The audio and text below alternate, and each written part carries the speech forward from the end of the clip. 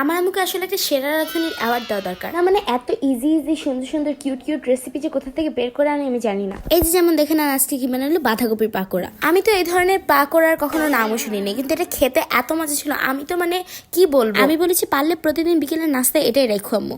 যাই হোক, এখানে আপনাদের সাথে শর্টকাটে এই রেসিপিটা দেখিয়ে দিন, চলেন। এই জন্যই প্রথমে বাঁধাকপিগুলোকে কুচি কুচি করে কেটে নেবেন। এবার অ্যাড করে দেবেন লবণ, এটার সঙ্গে দিবেন এখন আলু আর গাজর। এবার হাত দিয়ে এটাকে ভালো করে মিক্স করে নেবেন। হাত দিয়ে এরকম চটকিয়ে মিক্স করার পরে দেখবেন যে এটার ভিতর থেকে পানি বের হইতেছে। এই জন্য আম্মু এগুলোকে অন্য আরেকটা বাটিতে নিয়ে নিচ্ছে। এরপর আপনারা এগুলোর ভিতরে মরিচ, ধনেপাতা আর পেঁয়াজ দিয়ে দিবেন। আর আপনারা যদি বেশি ঝাল খান তাহলে শুকনো মরিচ অ্যাড করতে পারেন, যেমন আমরা অ্যাড করেছিলাম। দেন অ্যাড করে দিল একটা ডিম, আর দিলে ময়দা। আপনারা ময়দার জায়গায় আটাও দিতে পারেন। এখন এটাকে অনেক ভালো করে মিক্স করে নেবেন। এবার একটা একটা করে এগুলোকে ভেজে নিতে হবে। এই যে তৈরি হয়ে গেল আম্মুর ইজি রেসিপি। এটা খেতে আসলে অনেক মজা হয়েছিল। আপনাদের অবশ্যই এটা ট্রাই করা উচিত, কারণ এখন সবার ঘরে বাঁধাকপি থাকে, যেহেতু এখন শীতের সিজন। আর যে ইজি রেসিপি দিয়ে আপনাদেরকে এই বাঁধাকপির পাকোড়াটা দেখাইছি, এটা যদি না ট্রাই করেন তাহলে তো আপনাদের জীবনই বৃথা। এই হোক, আজকের জন্য এতটুকুই, বাই বাই।